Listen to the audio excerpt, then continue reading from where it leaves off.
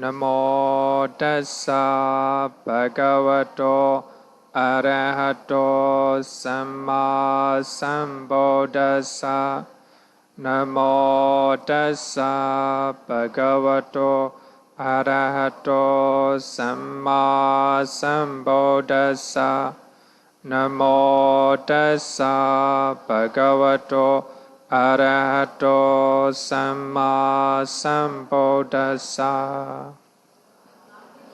Good afternoon, everyone.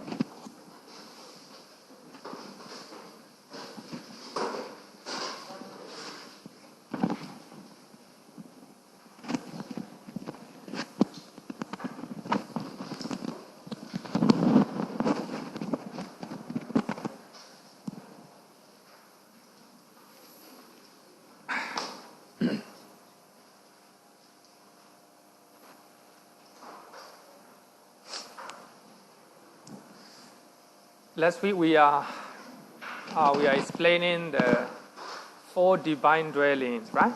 4 divine dwellings. So the first one is the loving kindness. Loving kindness. Loving kindness really means friendliness with the other people, or desire to help other people, right? So there's no discrimination whether poor or rich, whether ugly or beautiful, like this, right?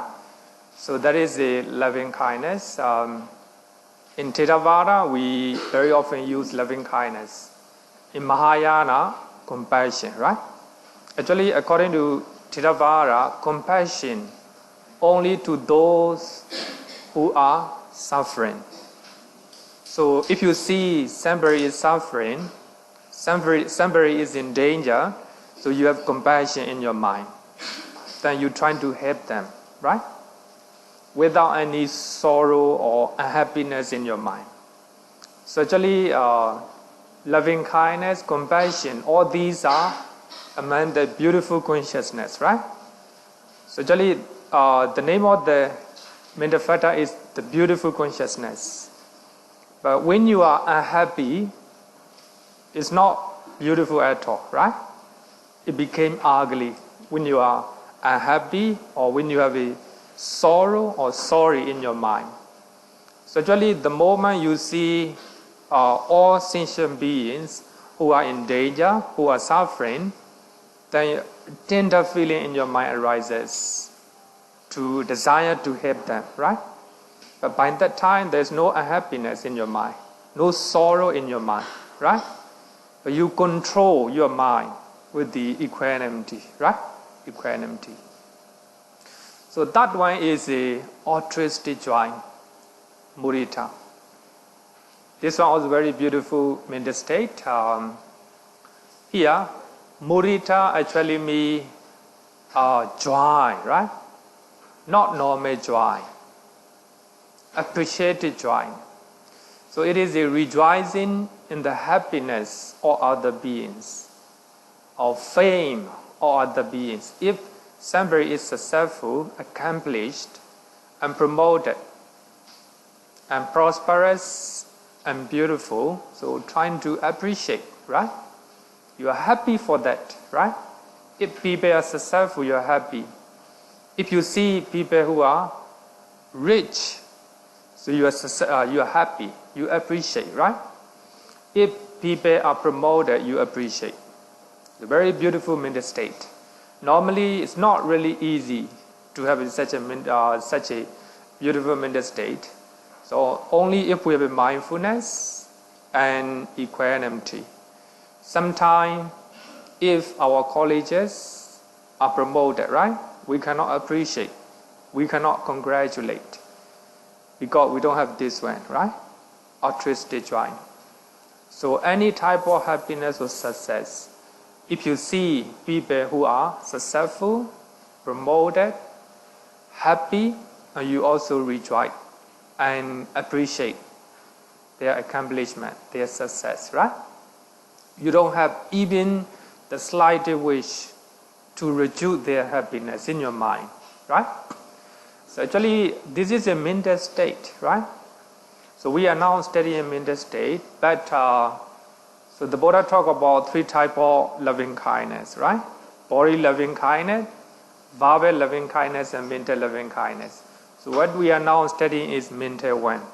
But we have to understand, so actually our bodily action, verbal action arises based on our mental state. So therefore, even though we study altruistic joy in mental state, we have to understand that bodily appreciation, right? And verbal appreciation, all these are the manifestation of altruistic joy, right? Very important, very beautiful one. Especially people who we do not like are promoted, we do not like, right? We cannot appreciate. People we do not like, successful, cannot appreciate. Very difficult to appreciate, right? So anyway, we have to cultivate our mind to try to appreciate, right? Even we do not like them, right? So that is very beautiful mental state, appreciated joy. Actually, only we learn 4 divine dwellings together, it became very perfect. If you just learn compassion alone, not perfect. If you just learn loving kindness alone, not enough. So all these are together, right? So we have to learn together, especially we have to balance with the equanimity, right? So later I will give a note for that. Without envy or jealousy. Among the 40 unwholesome mental state, we have a envy, right? Machariya. So actually we learn envy or jealousy is a negative mental state, unwholesome mental state. So altruistic joy is opposite of that one, right? They are opposite. Beautiful and ugly, right? In famous method of developing loving kindness, normally we call it metta chanting, right?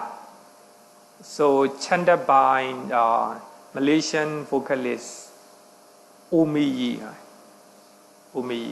So actually you may hear this one. Yatha Sambhatito Mawikichandu, right? Yatha Lata Sambhatito Mawikichandu.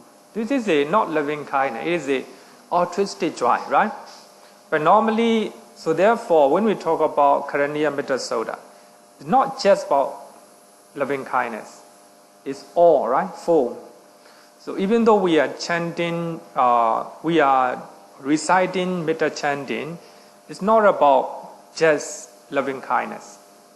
It's also every 4th thing, right? Every 4 mental state. Here, Yatalada Sambhatito Mawikichandu. Let's talk about altruistic joy. May their wealth and prosperity which have been acquired be not diminished or lost. May they be able to retain their wealth. May they be able to retain their success. May they be able to retain their reputation, right? Like this. So you're trying to have those positive mental state in your mind, right? Not really easy to practice. Very beautiful mental state, right? So this is a one of the way we can radiate, right? You can use in English, you can use in your language, so any language, as long as it convey the beauty of altruistic mental state, right?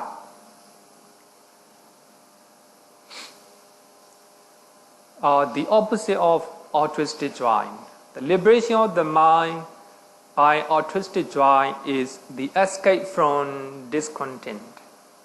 As you know, the content, you satisfy with what you have, right? Here, altruistic joy is the opposite of discontent, right? Actually, the word arati in Pali means unhappiness. You are not happy, especially in the Pali canon. When a monk or a nun is not happy in holy life, if they want to disturbed. So Pali Canon Sutta mentions the word arati. So they are not happy anymore as a monk or as a nun, right? So arati. Here, arati means unhappiness in others' success and fame and achievement. So if you see somebody is successful, you cannot see them. You are not happy in your mind. That means the opposite of altruistic joy. We can see that mental state in our mind very often, right? So when somebody is, or when we see rich people, we are not happy sometimes, right? We cannot appreciate their richness or prosperity, right? Because lack of altruistic joy. And we cannot appreciate, we are not happy to see achievements of other people. So that means we don't have this beautiful mental state, right? So we have to look at our mind. We have to be mindful to know the stages of our mind, right? So if we are not happy to see other people's success, fame or achievements or something that is good, that means you don't have the altruistic joy, right? Altruistic joy.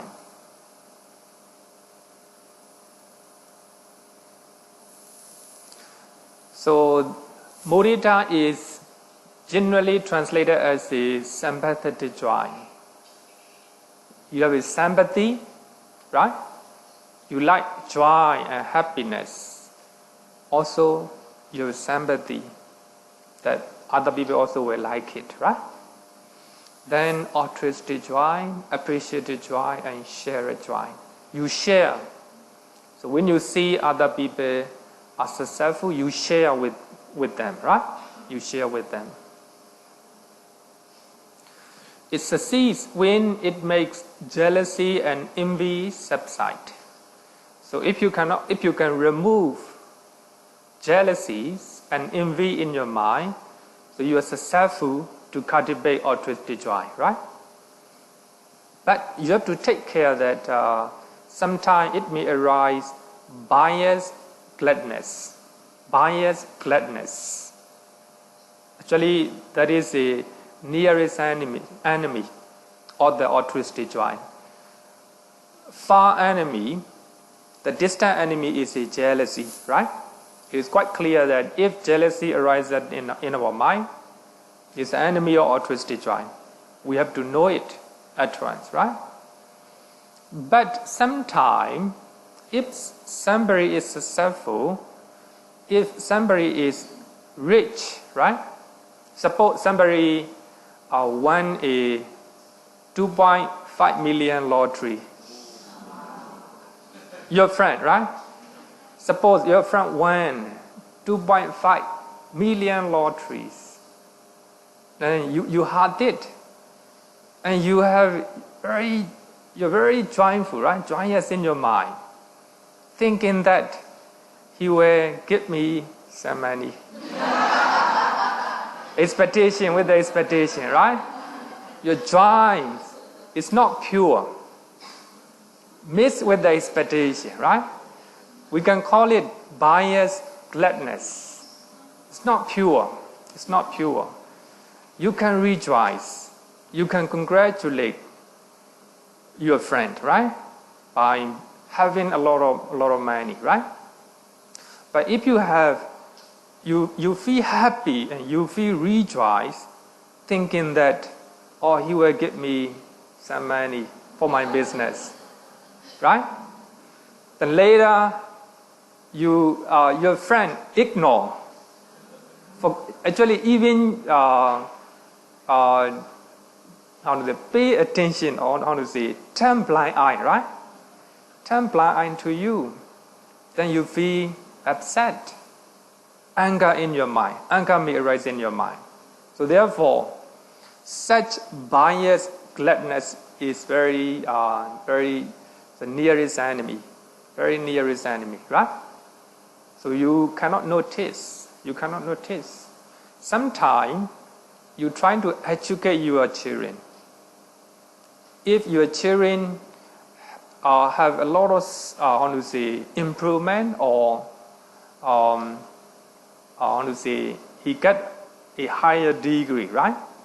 Then yeah, you can congratulate and you can rejoice in his or her success. But sometimes you may have expectation, right? If my child got a job and he will have a higher salary and he will support me, right? He will support me back. So that such type of joyous feeling may be biased gladness, right? A very tender one, very difficult to distinguish. Very difficult to distinguish, right? So here, expectation here is a greed, a type of greed, right? So here, altruistic joy does not mix with the greed. A very pure one, right? Very pure one. So therefore, it's very beautiful mental state, right? Beautiful mental state. Any question? I think you are not happy to hear, no? It's not really easy, no? It's not really easy because we are actually, as you know, we are playing with our, with our mind like this, right? Very often. So we have a biased gladness very often, and we have a sorrow if we see suffering people, right? Like this, because we cannot control with the equanimity, right? Equanimity. Okay. The next one is the equanimity, upekha. It's very beautiful. Also, I have said one time, one of the scholars from England, and he said that the closest time to Nibbana is equanimity. Equanimity is very close to Nibbana.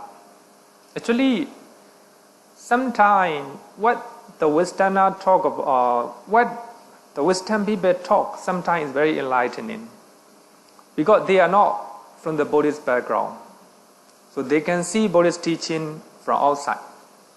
So what we see Buddhist teaching is from inside, right? So the way we see, the way they see is different. Sometimes we cannot accept their idea, but sometimes the way they think and the way they present is very, very enlightening. Sometimes I like, sometimes I do not like. But of course we have to use our own wisdom. So there is a difference between how we see Buddhist teaching, right? Normally we see Buddhist teaching from inside. They see from outside, right? So he said that, I don't know whether you know the John Picos. John Picos. And he wrote some books about Buddhism. And he said that one of the closest terms to Nibbana is equanimity, right? Equanimity. So therefore, it is important to know equanimity. So this is according to Visuddhimagga. So Visuddhimagga defines equanimity in this way. Equanimity means seeing equally. Seeing equally. It's not really easy, right? We cannot see people equally. We have a lot of bias, right? Between ugly and beautiful, between rich and poor, between good and bad people. We cannot see equally, right? But here, equally means, I will explain later. So seeing equally. Seeing the object by not falling into one side. In other words, we can say balancing the mind. As I said this one, right? So actually, equally and balancing the body or the mind at the middle. So if we cannot balance our mind, we might fall on one side, right? Either right or left. So that's very important. It's not really easy. It needs a lot of mindfulness. It needs a lot of wisdom, right? A lot of concentrations. So if your mind is deluded, if your mind is too excited, then you will fall down. It's not really easy. Normally, we like a lot of excitement, right? We see movies, through that we have excitement, right? We listen music, excitement. We eat a lot of food, excitement. Like this, right? So we lot a lot of excitements. So therefore, the Buddha said that what he understands is totally different from what the people think. And he gives very beautiful example. So his teaching is going against the current. Going against the current. It's not really easy, right? You need a lot of energy. You need a lot of effort, right? A lot of mindfulness and concentrations. What the people are doing is flow with the water current, right? Water current. So here, equanimity means no excitement, full of mindfulness, trying to balance your mind, not to fall down into two sides, right? But here we need to know what are the two sides. We must know what are the two sides. Visuddhimagga classifying 10 types of equanimity. So among them, what we are going to learn is equanimity as a divine dwelling, Brahma Vihara, right? So Visuddhimagga. So therefore, the beauty of Visuddhimagga, the beauty of commentary is they combine all the information from Pali Canon, from the Suttas, and they categorize into different group, right? Sometimes they may be wrong. Sometimes they may be correct. So we have to know it. So we have to accept that reality. So actually, we must have a courage to see. Of course, it's not really easy to see the right and wrong, right? Of course, mostly the commentators are very well versed and competent. So they assemble all the collections or recollects. They collect all the information from the Suttas and Pali Canon. They make a different group, right? But here, Visuddhimagga, whenever Buddha goes up, he collects all the information from Pali Canon and he lists 10 types of equanimity, right? Very beautiful. Giving, the citations inside. So actually what we are going to learn is one of them, equanimity as a divine dwelling. So when we learn about Tatra Michatata, neutrality of the mind, right? And we learn that. So we have good and bad things. Sometimes where we praise, sometimes we blame, right? Between these two, we're trying to balance our mind. Sometimes we have pleasure, sometimes pain, right? So between these two, not to fall down into one side, have to balance our mind. So when we have a pleasure, be mindful. When you are painful, be mindful, right? If you are not mindful, fall down. If you fall down to painful side, of course this is a anger, right? Hatred. But here, pleasure side, greed. So therefore it's not really easy. But if we cultivate, we can do so, right? But here is a equanimity as a divine dwelling. So as a divine dwelling, we have to practice the balance of the mind, not to fall into one side, between two types of passing. Here, passing, pokala is very important one. As a divine dwelling, we have to learn. Actually, if we say passing, it looks like just human being, right? Better use sentient beings, right? Sentient beings, pokala. It can be human beings, it can be animals, right? So any living beings. So two types of living beings. Some living beings are good, some are bad, right? Between good and bad, so you're trying to balance your mind.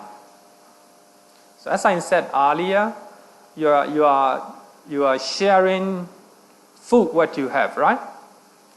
When you are young, right? When you're young, you have a piece of cake, right? A piece of cake in your hand.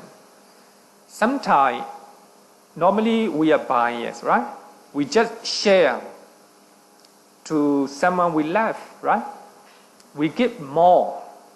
We give less to the people who we do not like. Bias, right? But equanimity is you have responsibility to share a piece of cake equally, right? Equally. So without seeing those who are lovely, those who are not lovely. So you have to see them equally, right? Then you have to share equally. So I'll give you another example. You are as a boss, right? As a boss. Sometimes bias, right? By seeing appearance of appearance, by seeing their race, their political background, or anything, right? We are biased. So you instead of giving the privilege equally, you bias. You give more chances to the one you like, right? That means you don't have equanimity. As a boss, you have to be balanced in your mind. Stay at the middle, right? Whether they're good or bad, whether they have a different political background or different race. So without looking at those differences, so you see them as a living being equally. You share all the privilege or chances, right? But of course, there may be the chances. May be some people may be better. Some people may not be able to do good things, good job, right? That is their karma. So what you have to do is you are responsible to treat them equally. As a parents, right? Some parents are very biased, right? Biased to a boy or something like this, right? That means you don't have equanimity. So you have to treat them equally. So you have to give equal chances, right? Equal chances. So here, equal chances mean some children are very bright, right? Very intelligent. So that doesn't mean that you have to treat them the one very, very intelligent, one is not. So actually here, you have to know the ownership for their karma. The ownership of their karma means one is very intelligent. You have to know his karma. One is not. But here, treating equally means, of course, you have to know, you have to use your wisdom, acknowledge their karma. Sometimes, even though you give the same chances, the intelligent child, right? The intelligent child will honestly can perform better, right? Can perform better. So you have to rejoice. But the other one may not be able to do that and fail. You have to feel compassion, right? Different. Even though you left those two children, the one who is doing better have to appreciate, right? Altruistic joy. The one who failed, compassion. But you don't have to feel sorry for the one who failed. You don't have to feel elated or feel biased gladness for you are the one who is successful. So you have to balance your mind with the equanimity, right? Equanimity. Okay.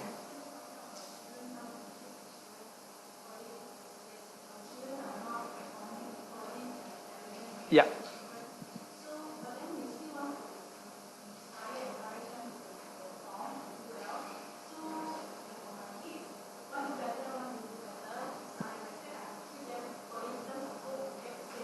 Yeah.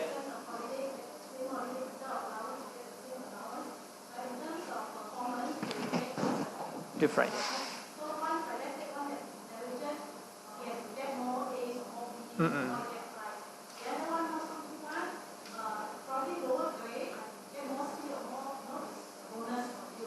Mm. But then when my son saw it, they say, how come it's different like that? No? My son said, how come different treatment? No? But to me, it's fair. Yeah. So how, for the child, is that not equal, no fair? Actually, here, treating equally doesn't mean that if you give intelligent people 100, you have to give 100. It doesn't mean like this. So you may have to pay more money for the more intelligent one, right? But that doesn't mean that we have to share half. It doesn't mean. So at the same time, we have to know their karma, right? Their karma, their background.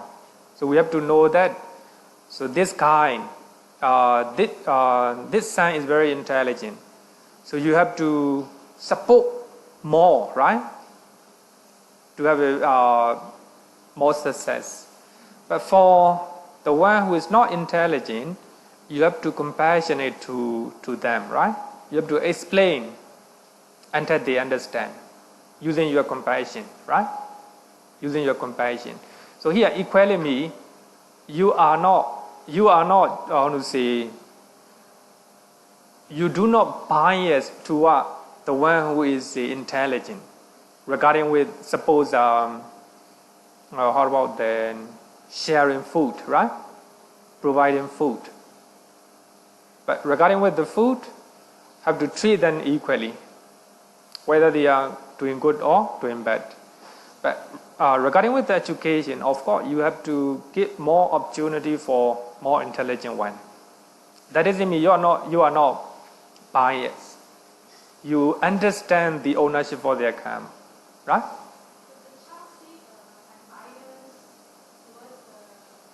It's his karma. It's his karma, right?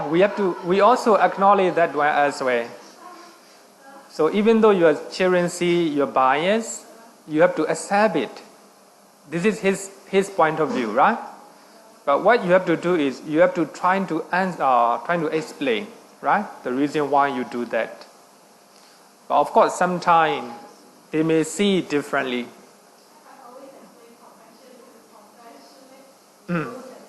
Yeah. Yeah. Of course, yes. No need to sorry. If you feel sorry, that means your compassion is not pure. Yeah, of course. Have to accept and acknowledge as a karma, right? People have a different background, different intelligence, right? So we have to understand and acknowledge the karma as well. And between the good and the bad, as I said that, suppose in the class, right? Last week we distributed the book, right? So without discriminating, so we have to treat them equally. You have to make sure that everyone get the book. Then suppose I told the teacher Lily, do not give people who come once in a while,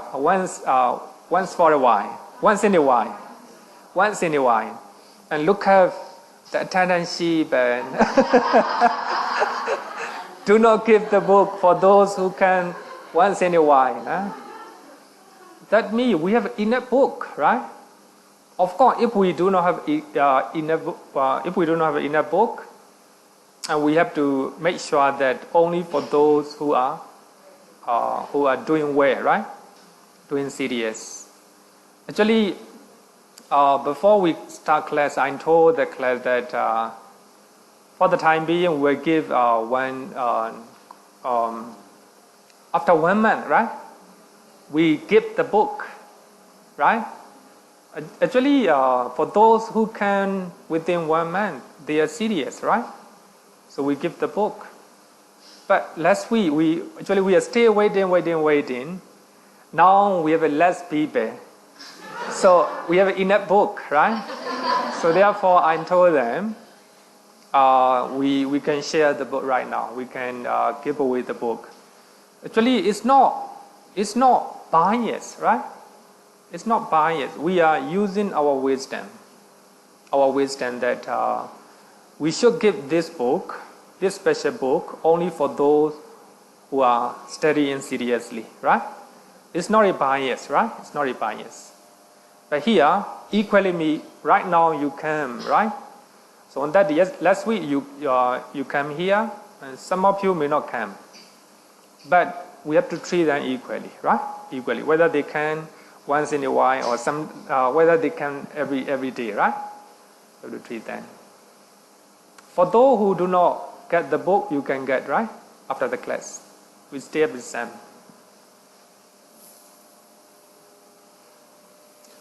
Between the pleasant and unpleasant people, right? So you don't have to choose. Even among your children, some are pleasant, some are unpleasant, right? No discrimination. You have to treat them equally, right? Treat them equally.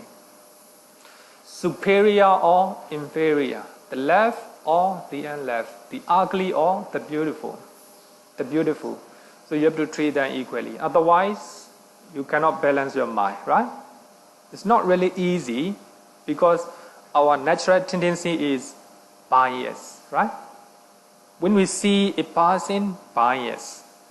When we hear a sound, bias really coming. We are not mindful. Therefore, we cannot control our mind.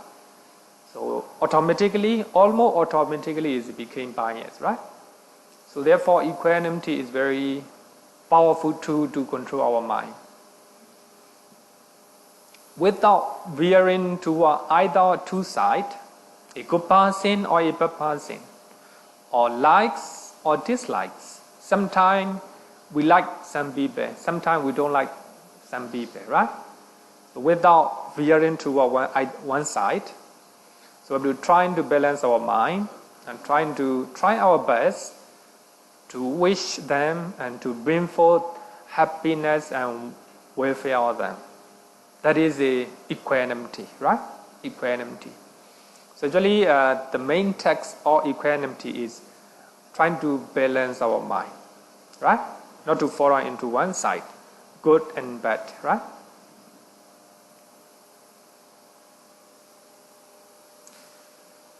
Equanimity is like an unbiased and fair teacher at the school, a judge at the court, a referee at the football match, right?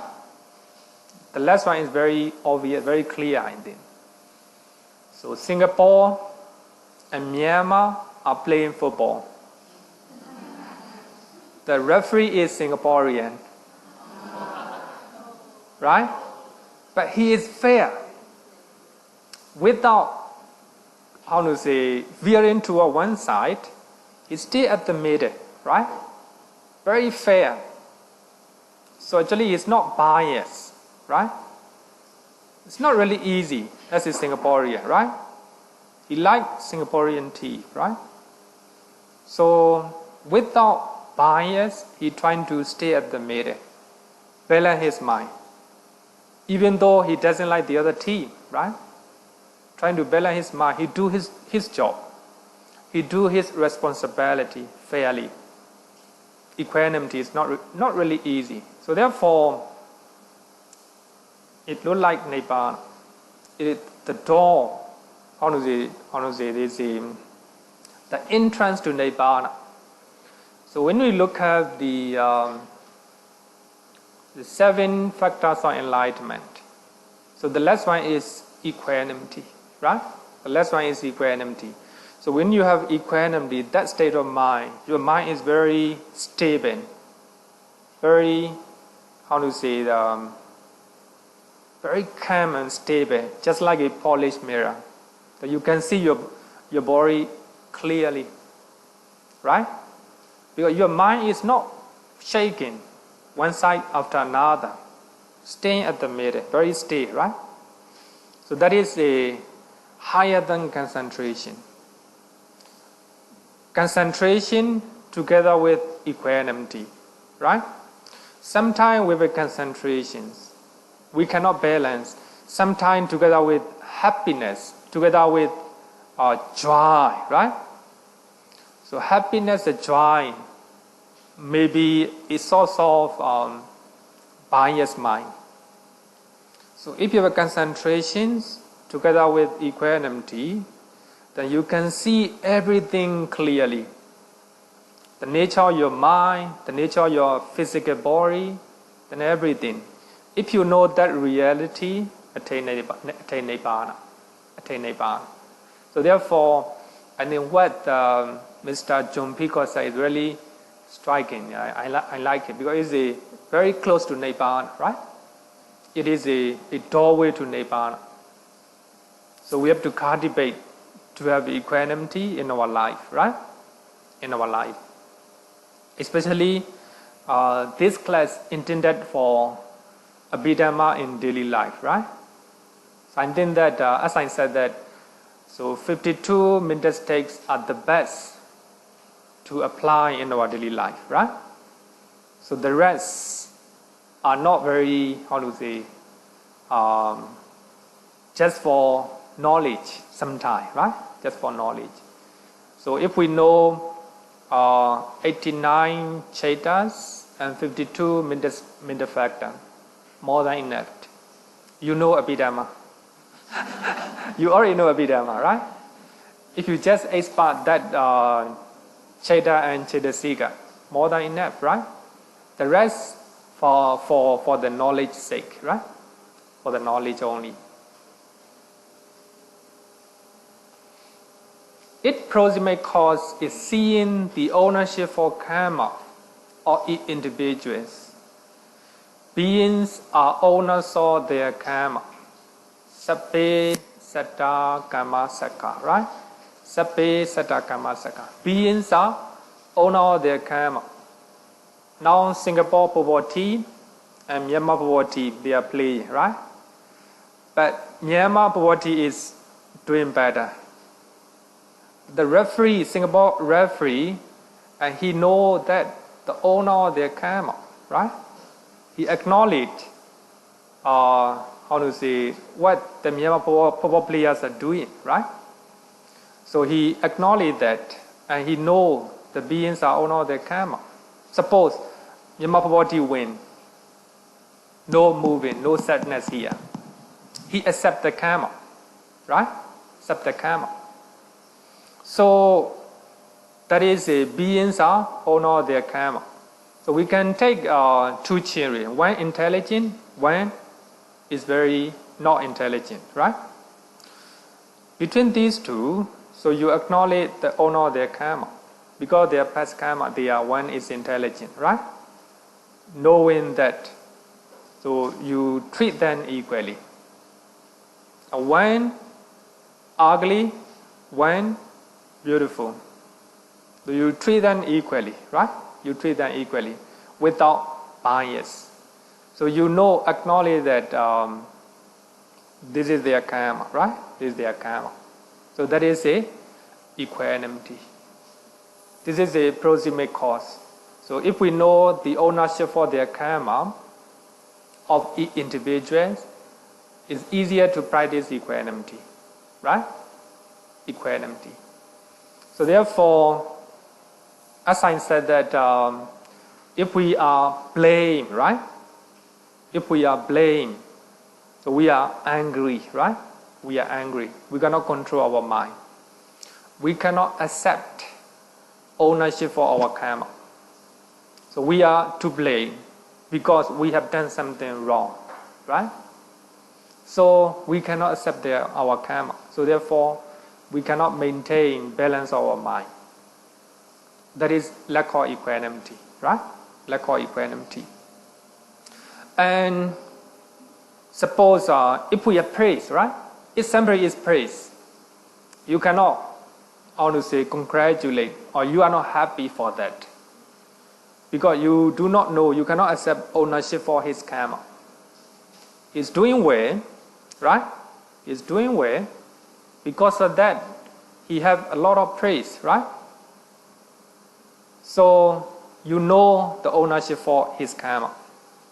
So therefore, you can maintain, even though you don't like that person, you can balance, you can maintain your stability of your mind, right?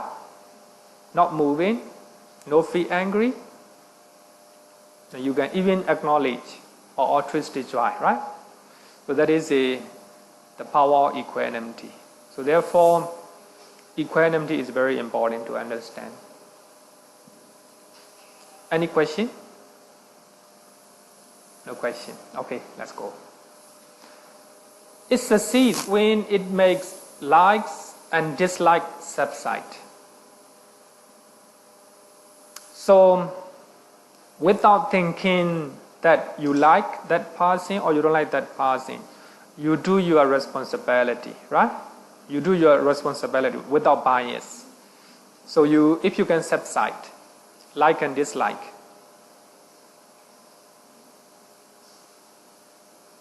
Normally, we do not like bad things, right? We do not like bad things. We normally like good things. So if we cannot reduce like and dislikes, that means we cannot maintain our mind. We stay biased, right? Stay biased. Our mind stay excited. So if we can reduce the amount of likes and dislike, then it succeeds. It fades when it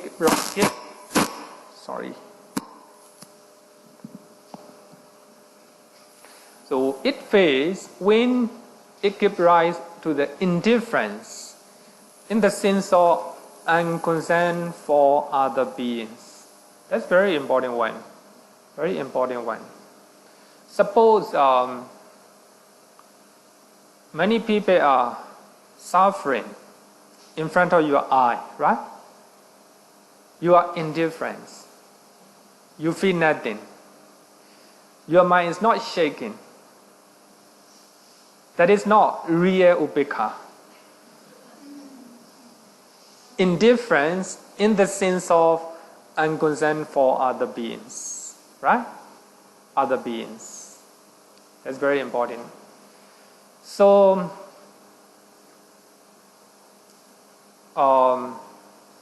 somebody in your office is doing well, right? You are indifferent. No altruistic joy, right? No altruistic joy. But it's not real equanimity. Equanimity is very stable, right? Very stable, but not indifferent feeling. Not indifferent one. Right? So sometimes we have a lot of indifferent mental state, right? Wherever they may be, turn blind eye, turn blind ear to them, right? So that is indifferent feeling. Indifferent feeling. So if you have that indifferent feeling, that is not real upekkha. It is the nearest enemy. It looks like equanimity. It looks like, but it's not. The nearest. So we have to be mindful, right? We have to be mindful. Sometimes people say that if somebody is not good to you, ignore them, right? With the anger. Ignore them with the anger. It is indifference in the sense of unconcern, right? It happens to us very often, right? Very often. But here, so you're trying to try your best to associate that person, right? If things are not doing well, without anger, right? You balance your mind. That is my karma. That is his karma. You acknowledge the ownership for karma. That's all, right? Without anger. So that is a real equanimity. So therefore, it's not really easy to practice, right? Not really easy to practice. Okay.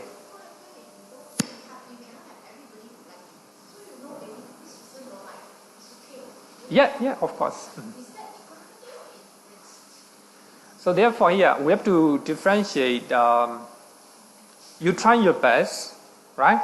In your part, you try your best.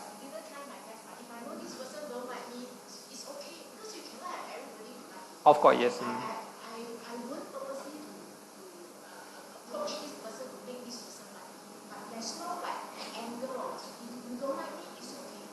still do what we need to do.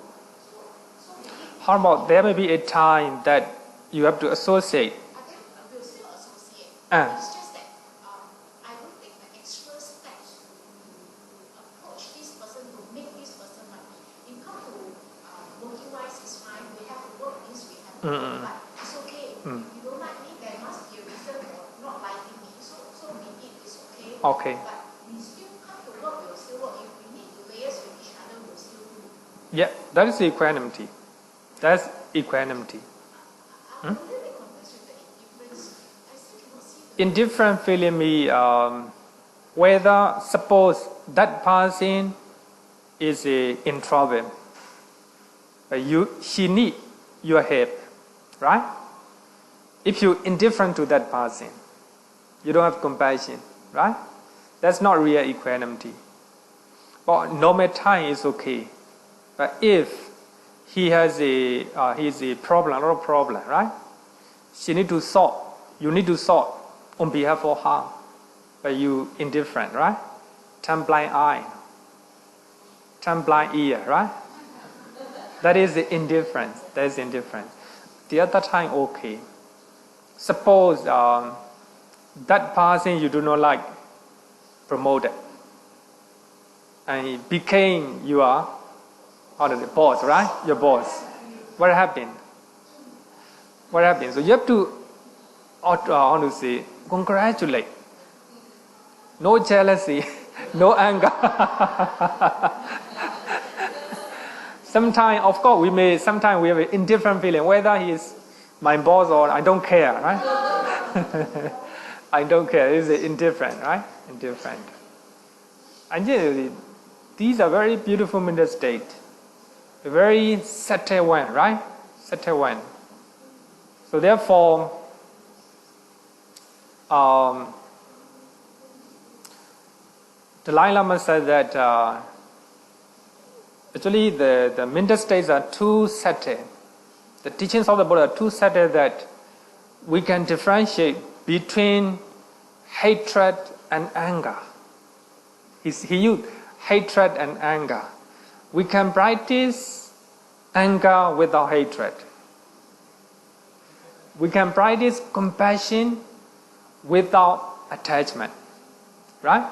Without attachment. Compassion and loving kindness without attachment. Here, without attachment means you trying to do good things in your heart, right? With the full of compassion and loving kindness. So you don't care anything. Sometimes, even though we do compassion and loving kindness, we want to get something back, right?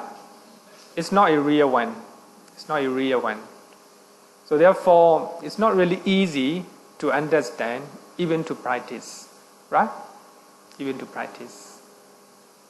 Okay. what's the difference between indifference to Indifferent, eh? Detachment. Actually, I think different. Detachment means trying to let go, right? You don't let the chance to attach. So here, indifferent means, as I said, that you're walking, two persons are walking, right? So the normal time doesn't matter. But if that person is in danger, then you turn blind eye to indifference, right? So that person is in need of your help. Then you ignore. That means you don't have a compassion in your mind, right? Most importantly, you cannot control your emotion. By that time, you have ill will in that person.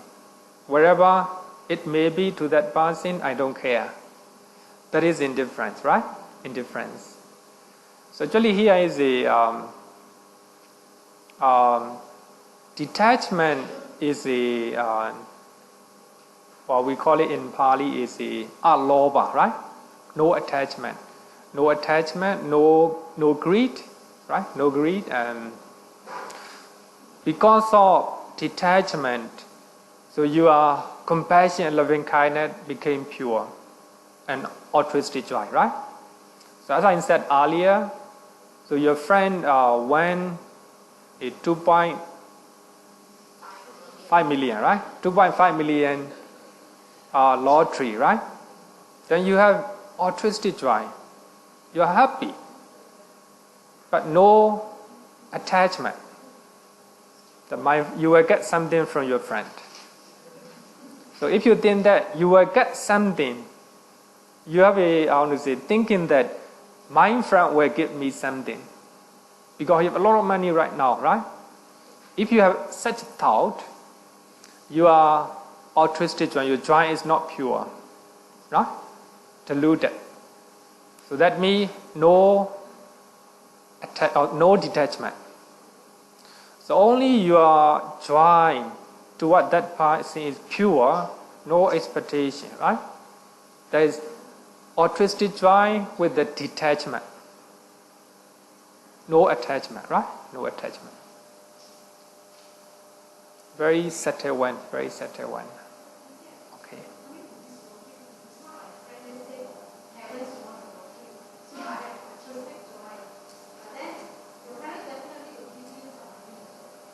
Good, yeah.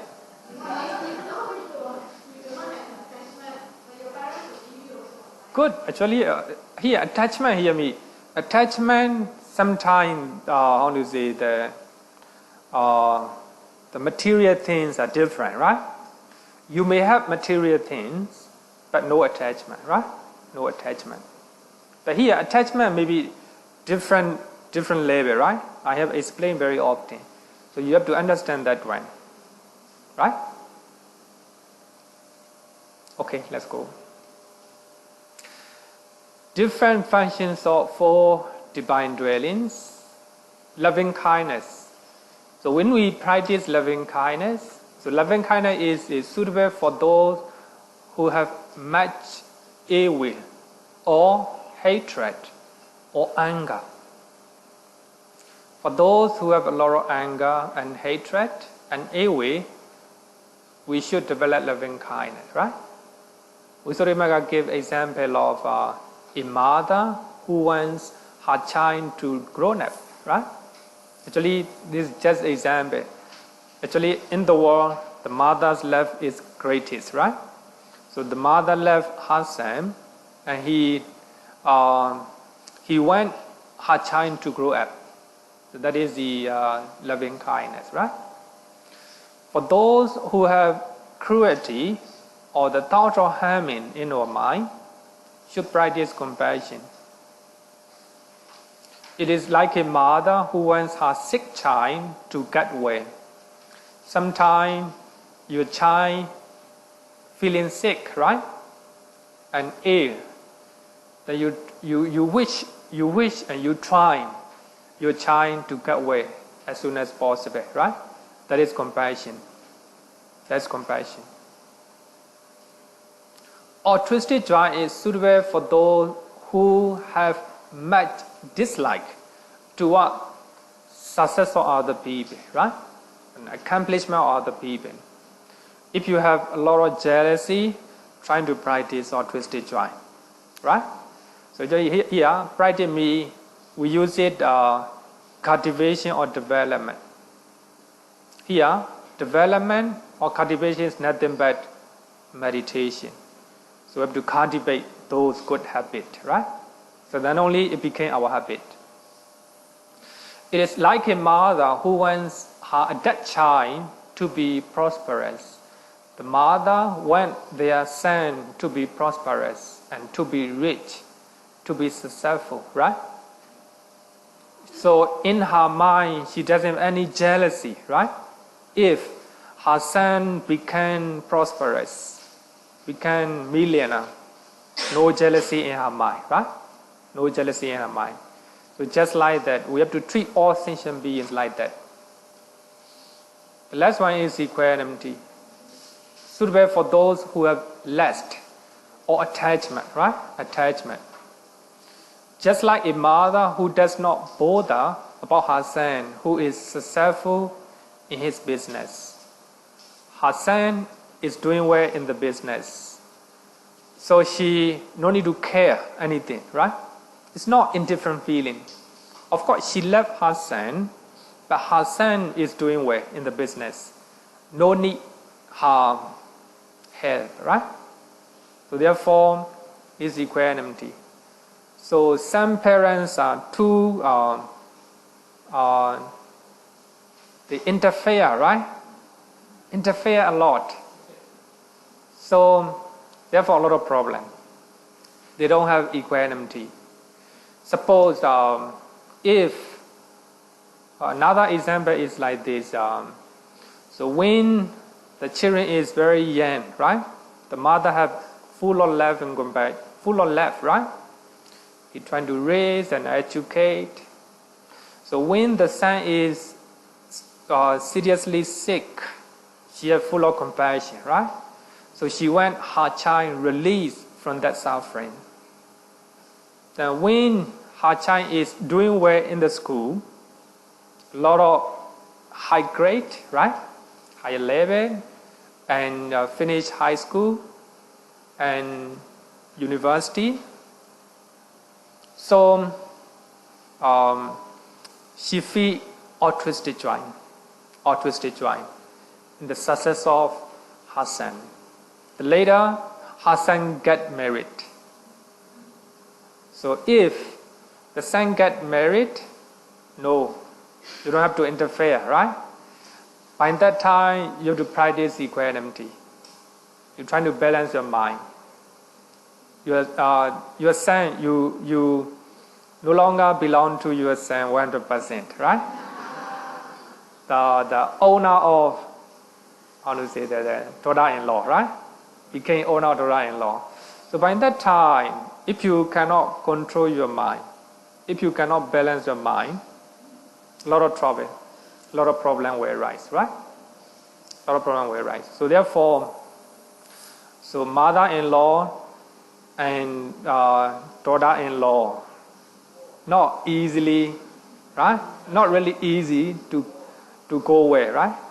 To get well, to get along with. And son-in-law and father-in-law, not easy because they cannot maintain their equanimity, right? Their mind. A lot of interference, right? Interference. So therefore, equanimity is very important. Even though your son may be having problem in his family, you have to be mindful, right? Whether it is a good time to talk about or to interfere, right? So actually, he is no longer, you no longer belong to your son, right? That's very important. Of course, you still love and compassion toward your son, right? If there any need for him, you're trying to help them. If there may be problem in his family, but you have to maintain your mind. Practice equanimity, right? Whether you should go in or you should just look at, right? Just look at. That's equanimity. So therefore, metta embraces all living beings, maybe small or great, far or near. Karuna embraces those who are suffering. So as I said earlier, Theravada, they try to emphasize metta. The Mahayana, they emphasize Karuna, right? Actually, we have to understand four. This is four mental states together, right? Mudita embraces those who are doing well. Upekkha embraces all beings without making any discrimination, right? So that is whether you're talking about metta or karuna or mudita or upekkha, have to understand together, right? Otherwise, not complete. So among them, upekkha is the stabilizing factor. Very important one. If the first three is not controlled with the equanimity, may sidetrack due to the lack of stabilizing factor. Upekkha prevents loving kindness from falling into selfish affection. It checks karuna not to be for sorrow or pity. It guards mudita not to be defeated by a biased gladness. Right? Upekkha is a stabilizing factor. So therefore, in the fourth jhana, the last jhana, accompanied by, together with equanimity, right? Equanimity and concentration. So therefore, concentrations accompanied by equanimity. Equanimity accompanied by concentrations. Because of these two powers, the mind became crystal clear, calm and stable.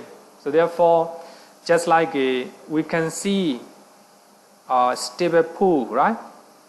So the water is clear and the water is crystal clear and the water is stable, not moving by the wind.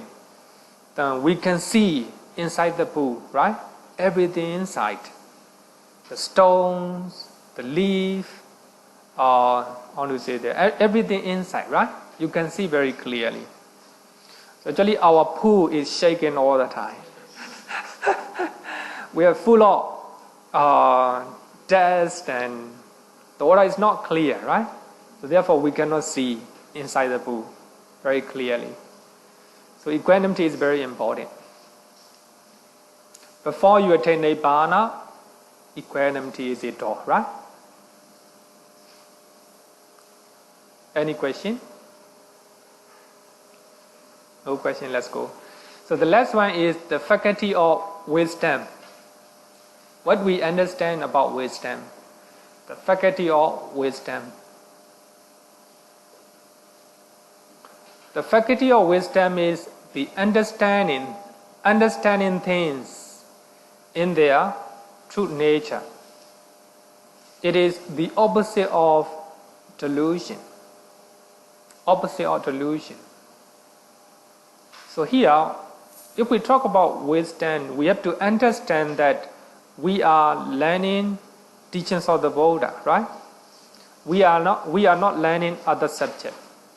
But here, wisdom is purely regarding with teachings of the Buddha. We have to understand that one. This is not a wisdom to know everything. It's not a wisdom to know science, mathematics. It's not a wisdom to know everything. It is the opposite of delusion. Wisdom here means understanding things in their true nature.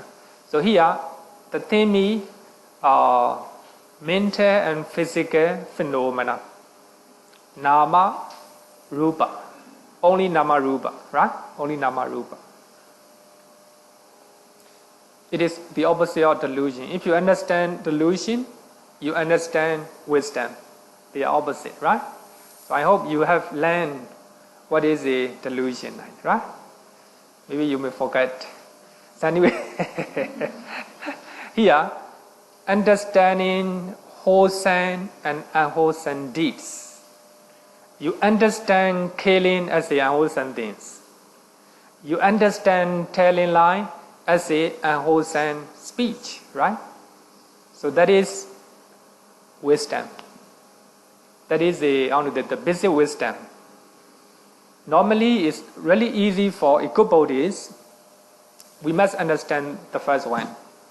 Understanding wholesome deed, unwholesome deed, right?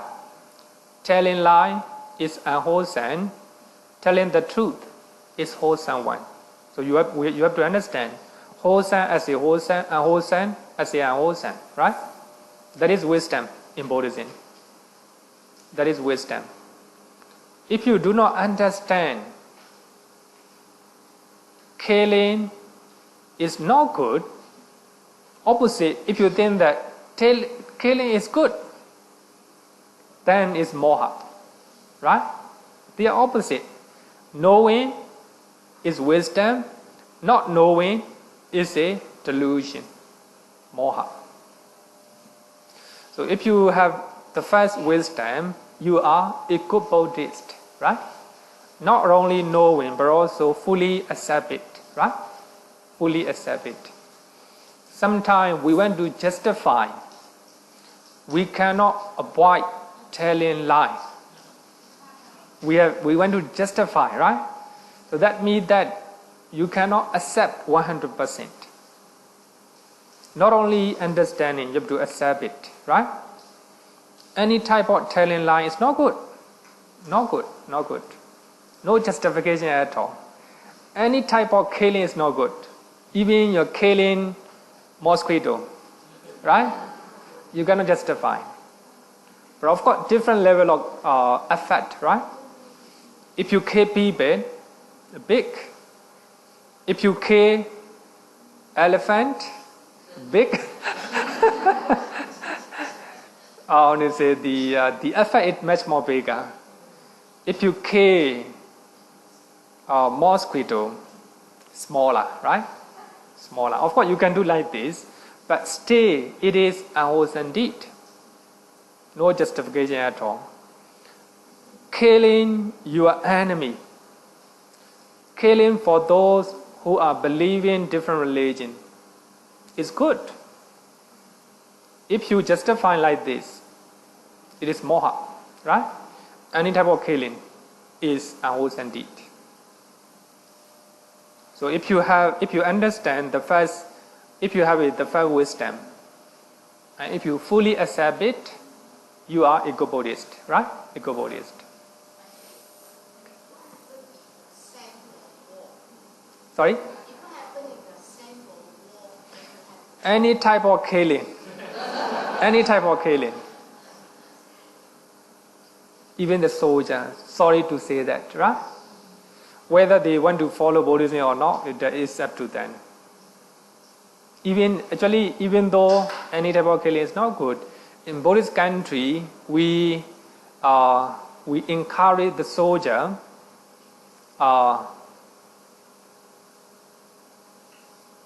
The soldier are not going to hell. Actually, it's not good. It's not right. But as you know, in Buddhist country, so they, in their mind, they think that killing is not good, right? Not good. But if we are telling like this, no soldier at all. We have to tell them, the soldiers never go to hell. Not true, not true.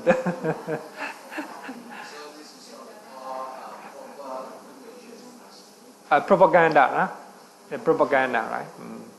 Actually, as I said that no justification. Killing is killing, right? Killing is killing. But Buddhism trying to justify based on volition or motivation, right?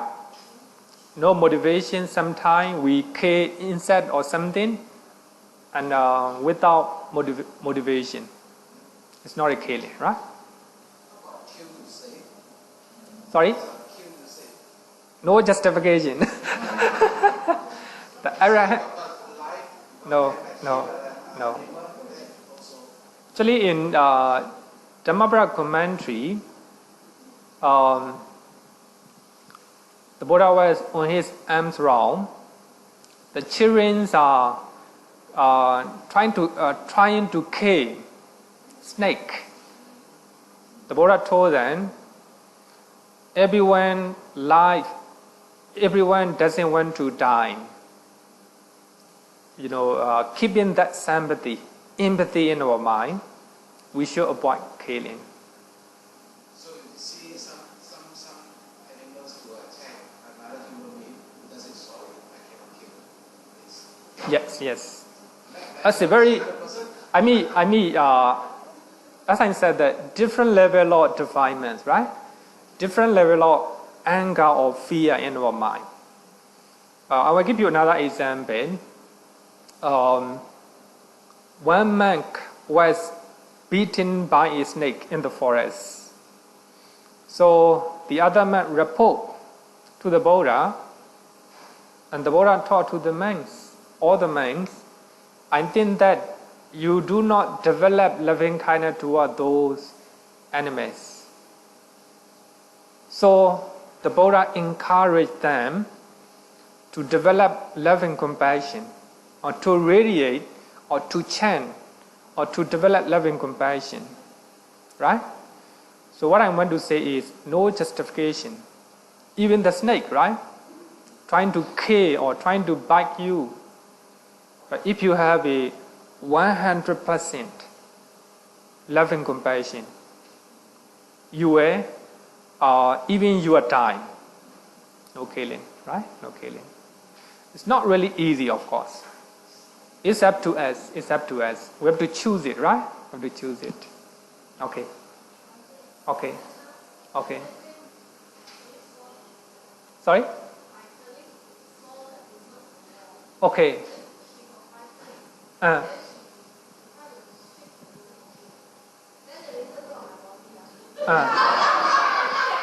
Sorry, you ran. Okay, okay. Okay.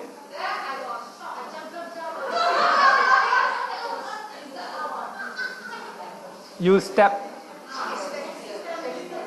or drop and step on it and die, right?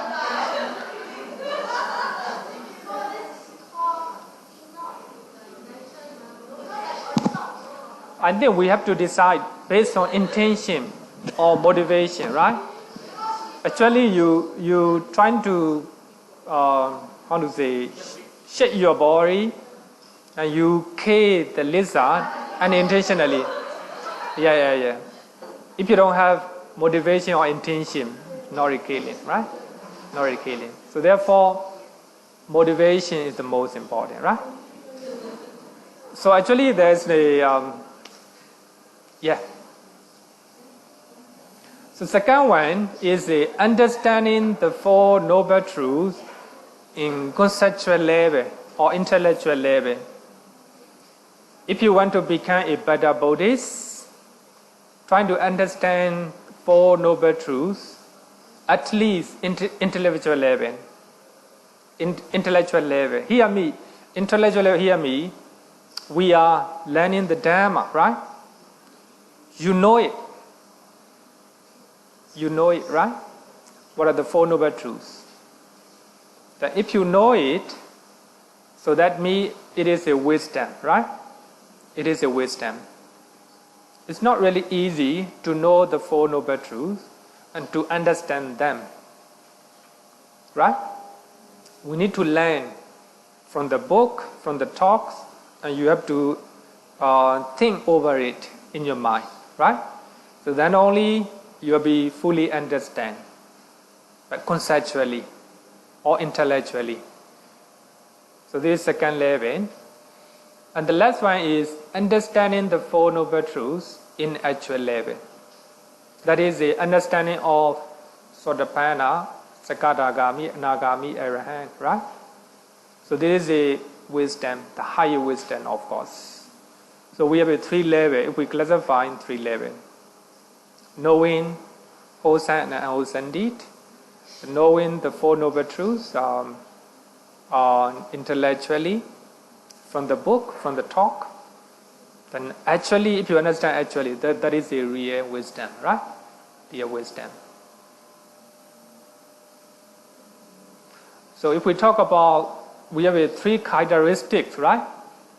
We can also, in different way, three characteristics of the world. Impermanence, right? So you understand intellectually by reading the book, by listening to the talk, you understand impermanent nature. You examine the impermanent nature of your mind and body, right? Then, because of impermanent nature, it is suffering. Actually, it's not suffering. It's not just mental and physical one. It is because things are not permanent. Therefore, it's a suffering. If things are suffering, no self, no solid entity that do not change, right? Things that you cannot control, right? You try to understand, then you try to intellectually you try to understand. But if you become Sotapanna, actually you understand, right? That is a higher wisdom, of course. As a right view, Samadhi in the Noble Eightfold Path, wisdom is the beginning of the Noble Eightfold Path, right? The Noble Eightfold Path starts with the right view. Without right view, you cannot have the rest. So therefore, the right view is very important. As a right knowledge, Samanyana, it is also the aim of the Noble Eightfold Path, or the end of the Noble Eightfold Path. So we are practicing the Noble Eightfold Path. The reason is to attain right knowledge, Samanyana. Samanyana means nothing means the path, four paths and four fruition, right? Magga and Phala. Magga and Phala. So therefore, the wisdom is very important. The Noble Eightfold Path start with the right view, start with the wisdom. Then the right, because of practicing the Noble Eightfold Path, then you will have a right knowledge. The right knowledge also wisdom, right? Wisdom. So therefore, wisdom is very important. So therefore, out of 52 mental factors, it is stated the last, because it's the most important one, right? So here, the faculty of wisdom. The faculty means the mastery over something. So if you have wisdom, then you master over delusion. You can control delusion. So therefore, it is used as the faculty, much more powerful. It's not normal wisdom. It's ability or the power to control delusion in the mind. If you have wisdom, there's no place for delusion. So therefore, it has special power or faculty, right? It's called the faculty of wisdom. Any question regarding with the wisdom?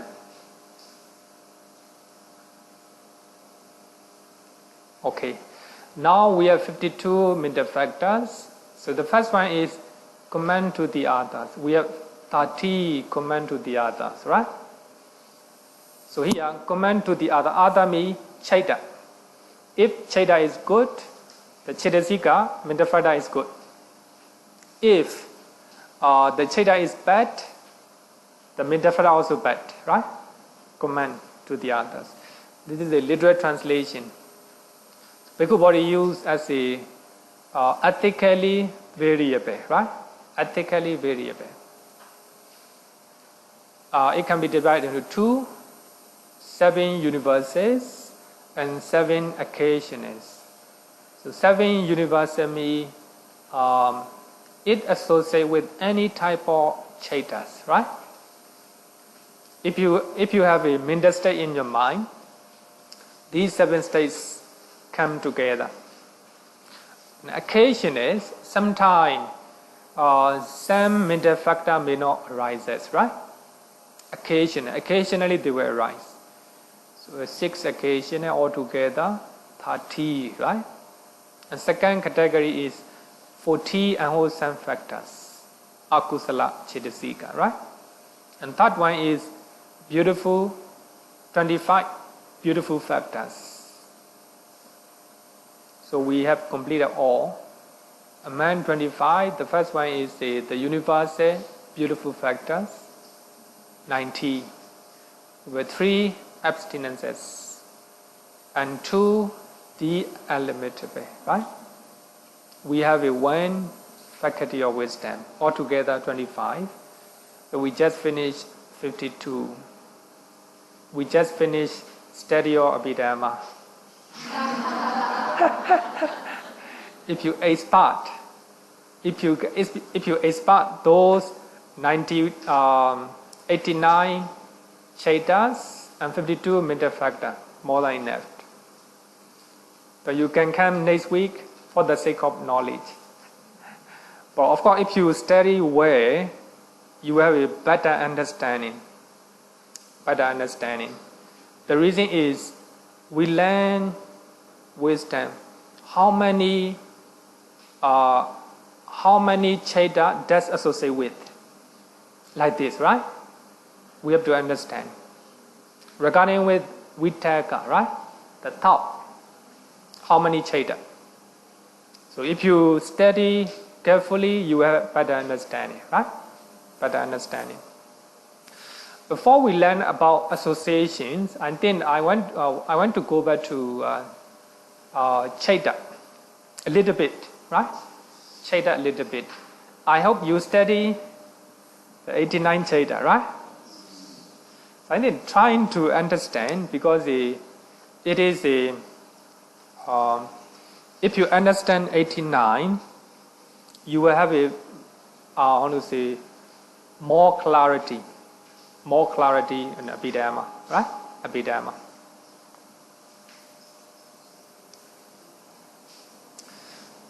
Page number 28.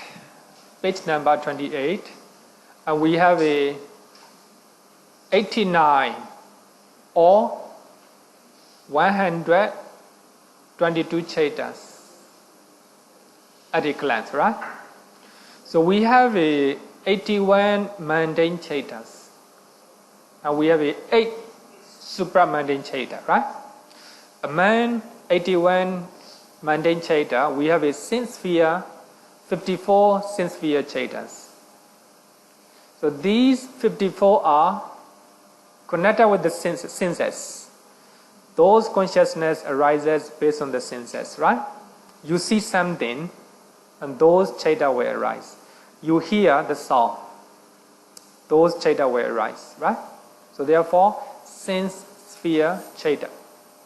So mundane, we have a 12 unwholesome Chetas.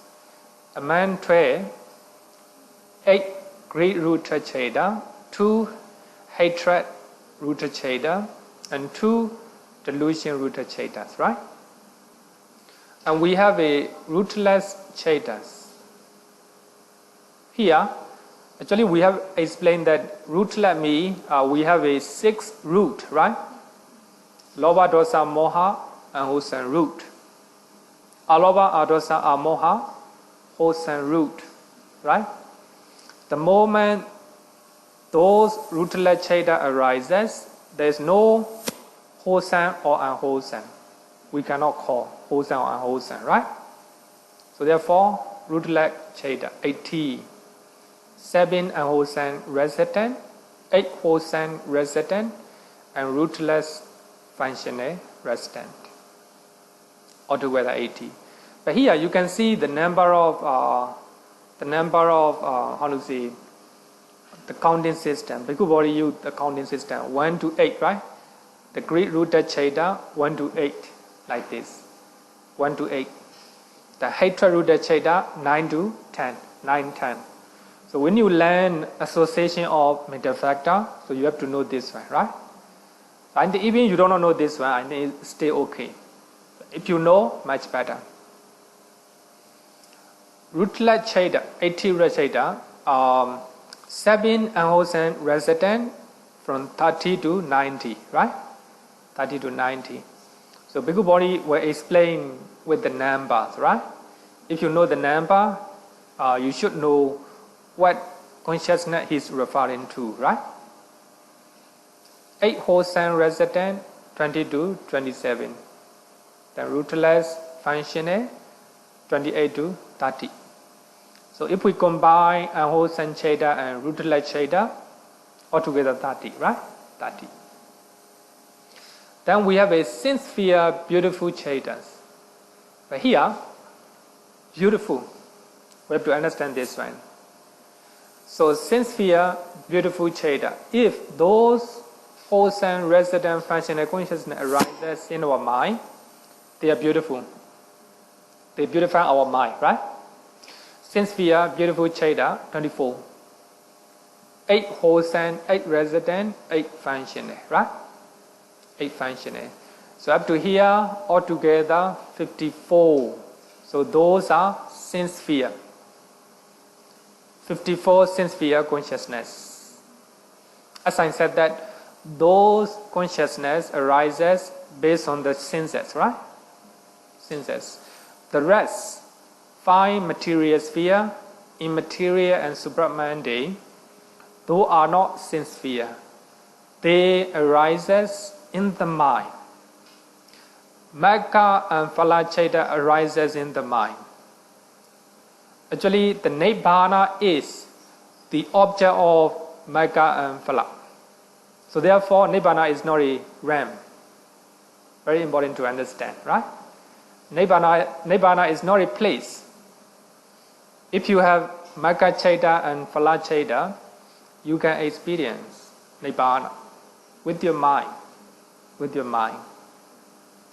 Right now, you imagine your holiday trip. Let's say a holiday trip. And you can experience, right? You can recall a happy memory in your life. Just like that. Just give an example, or different. Just give an example. So if you have a Magga Cheda and Phala Cheda, then you can experience Nibbana, right? Not a place. Not a place to visit, right? So therefore, by looking at this one, you can understand this one, right?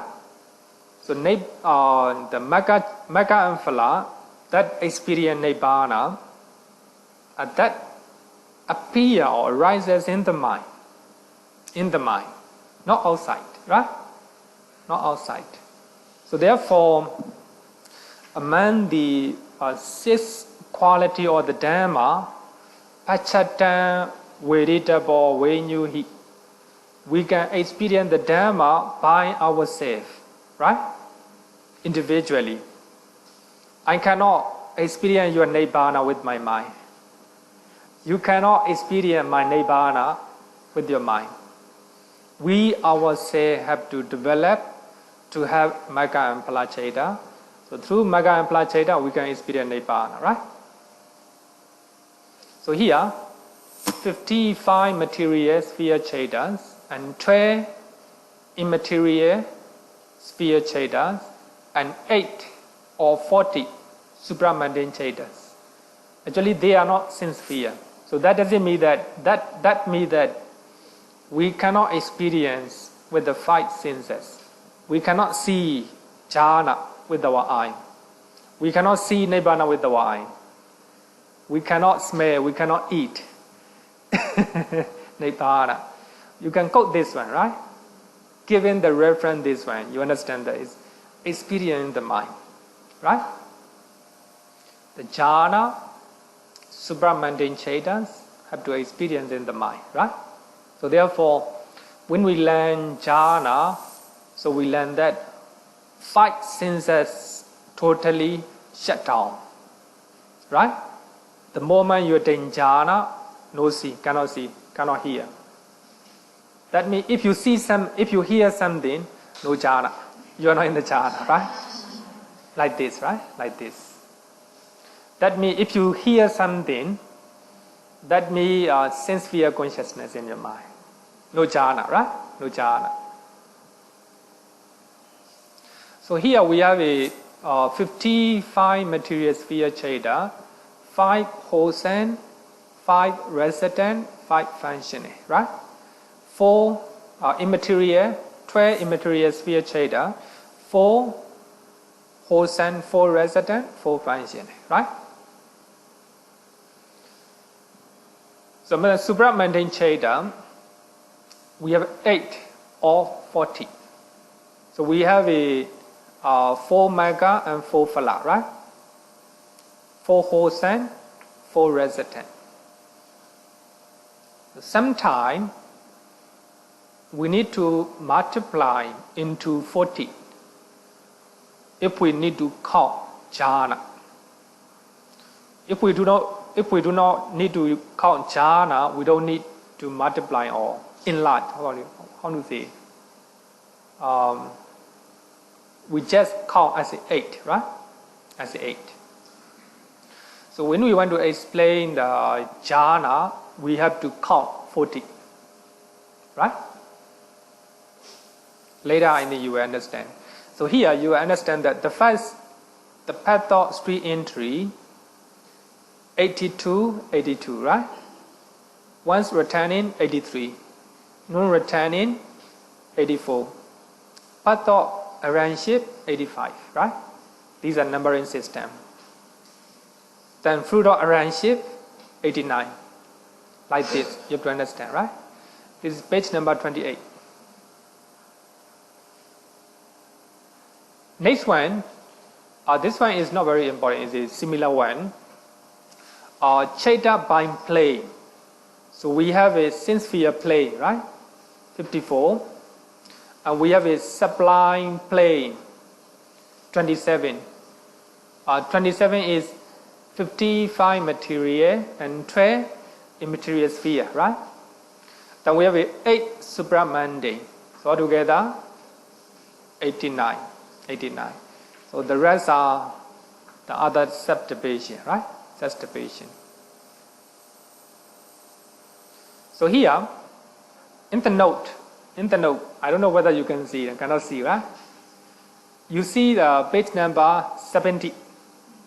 Page number 70. In the note, beautiful Chetas. Beautiful Cheta. So those are 12 unwholesome and 80 rootless, altogether 30. The rest are called beautiful Chetas. 59 or 91.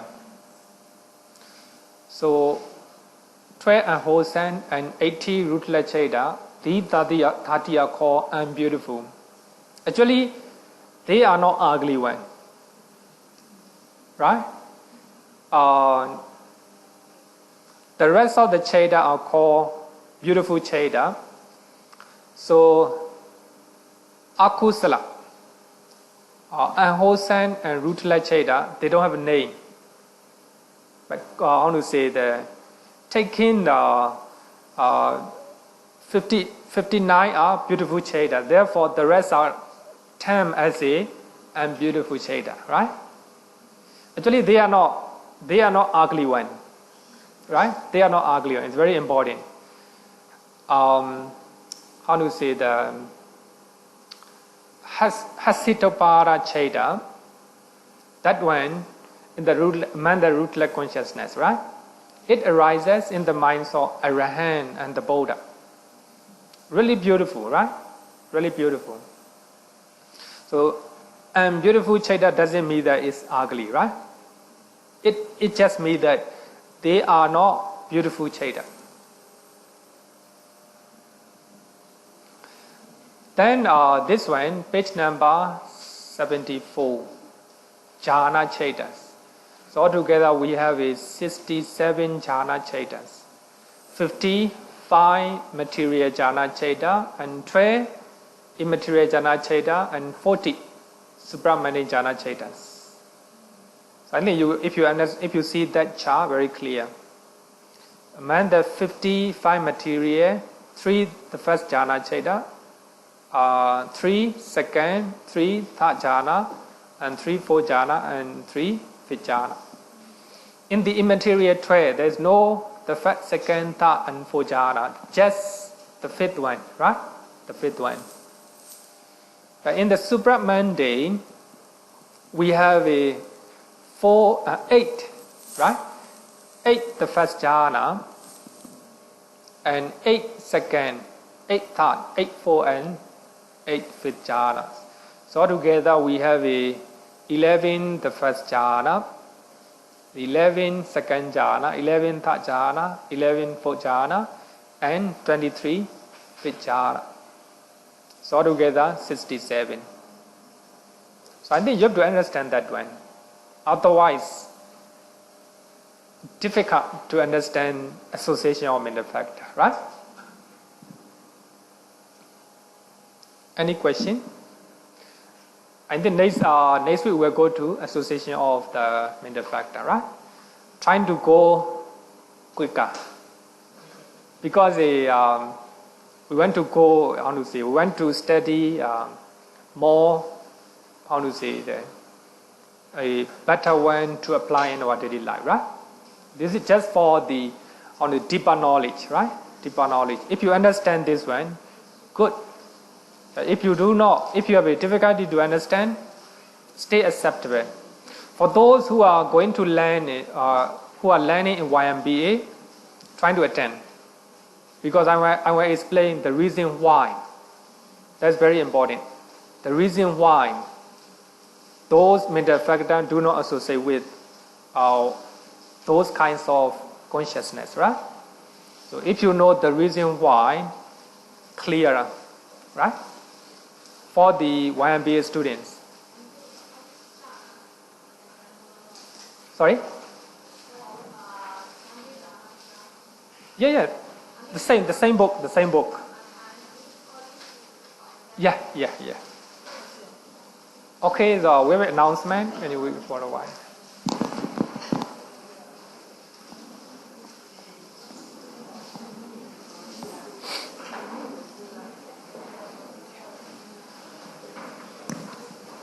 Okay, announcement. Just two announcements. One is this coming Monday, 2nd October, 7:30, there will be a talk by Bhante Ratanasara. He's from Sri Lankaramaya. The topic is, should Buddhists be conservatives? So if you are interested, please come and attend the talk, and you can invite your friends to attend the talk too. And those who did not get the handbook of Abhidhamma study last week, you can get it when you sign out later. Right? Please sign against your name when you collect the books, so that we know. Because as we have limited copies, so we don't want people to take more than that. That's why you give one person one set. Like I said, if you are a couple or you are siblings who are staying under the same roof, just take one set and then you share. Right? In future, if we got extra, we can give you more. Not bias. Right? Go by wisdom.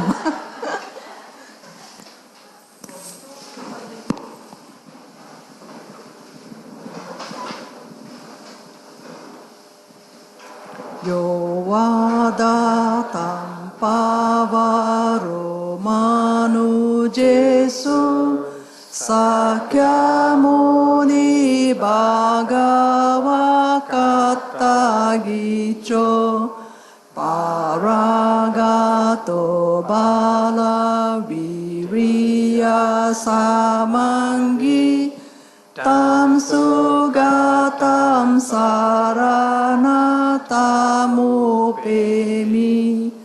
raga viragama nejama sokam dhamma sankatama patikulang madurami mampagunam suvibatang dhammamimam saranatamu